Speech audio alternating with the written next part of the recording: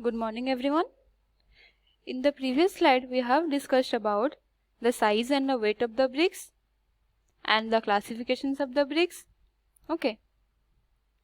In size and weight of the bricks I have told you about there are two types of bricks. First is traditional bricks and modular bricks.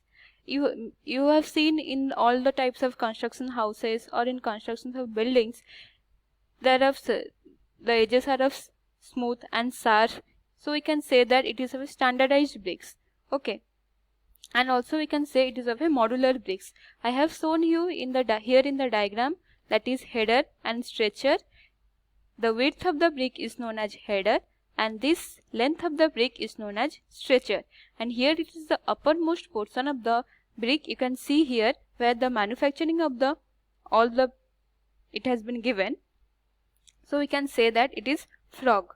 Okay, so we can say that a frog is a mark of depth of about 10 to 20 millimeter which is placed on the raw brick during molding. Okay, and it indicates why this frog has been given here. It indicates the trade name of the manufacturer, and in the brickwork the bricks are laid with the frog uppermost part. Okay, so the bricks of the standard size we can say that 190 into 90 into 90 millimeter. Okay, or in centimeter we can say that 19 into 9 into 9 centimeter. Here you can see the standardized bricks I have given you the diagram here, 190 into 90 into 90 millimeter. Okay, and in the nominal size of the bricks it is 200 in 100 into 100 millimeter. Nominal size of the bricks means what?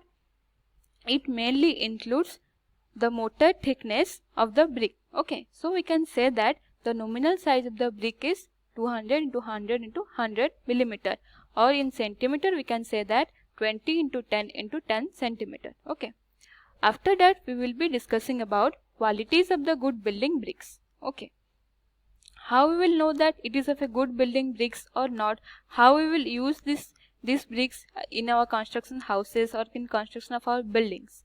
Okay, first is the bricks should be table molded, well burnt in kiln, copper colored, free from cracks and with sharp and square edged. The color should be uniform and bright.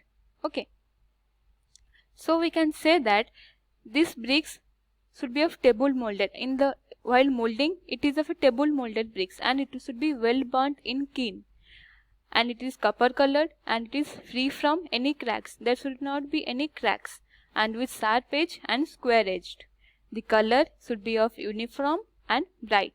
Okay, next is the brick should be uniform in shape and should be of standard size. I have told you the brick should be of uniform shape and it should be of standard size. So in standard size we can say that is 190 into 90 into 90 millimeter, or in centimeter we can say as 19 into 9 into 9 centimeter. Okay, next is the brick should give a clear metallic ringing sound when struck with each other. After the two bricks have been struck against each other, then it will give a metallic ringing sound. Okay, when struck with each other.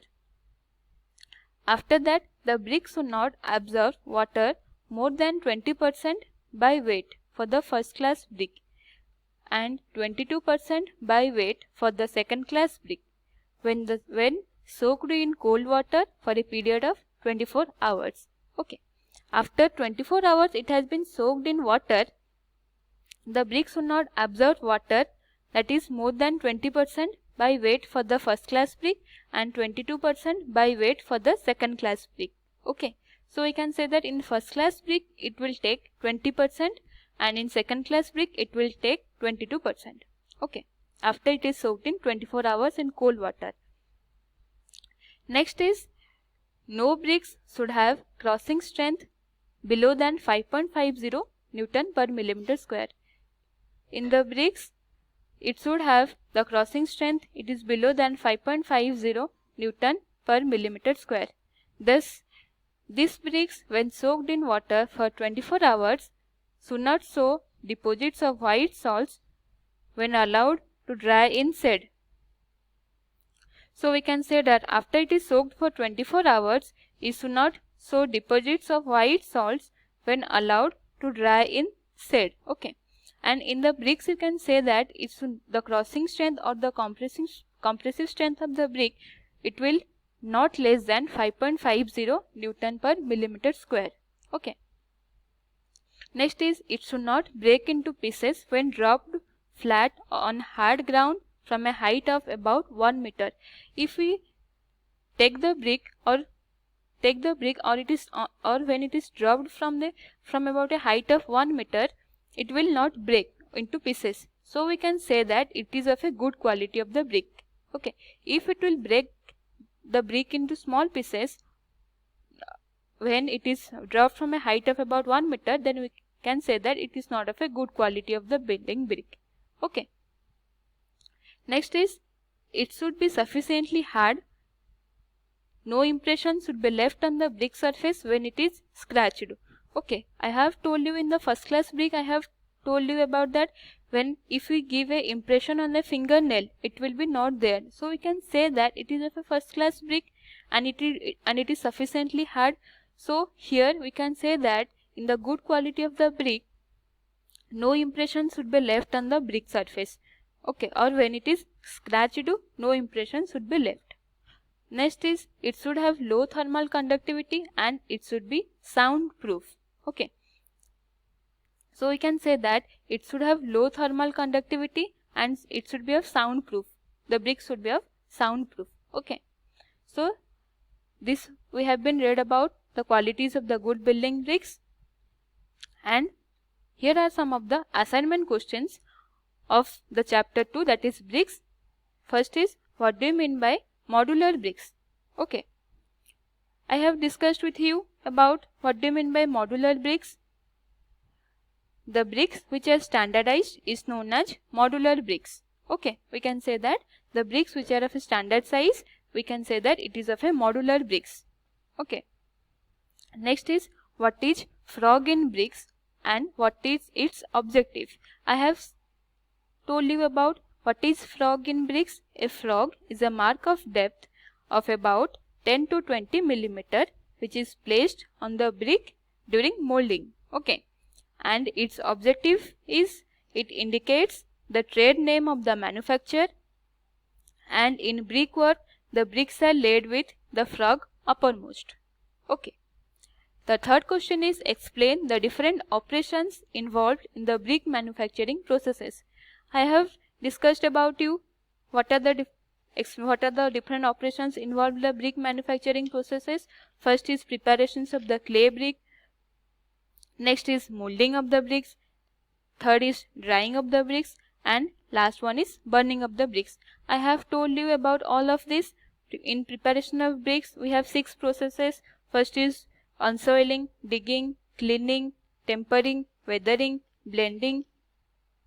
Okay, so I have told you about that in unsoiling about 200 millimeter depth is taken out. After that, in the clay is dug out from the ground and it is sprayed on the labeled ground. After that, it is cleaned because the stones and pebbles have been cleaned. Okay, next is weathering. After that, the clay is exposed to atmosphere because to make the clay soft. After that, it is blending to make the clay loose or any ingredient is added to it, and after that it is tempering, in which the water is added to the clay to bring a proper hardness, and after that the molding process will be continued. Okay, in molding I have told you there are 2 types of molding, that is hand molding and machine molding.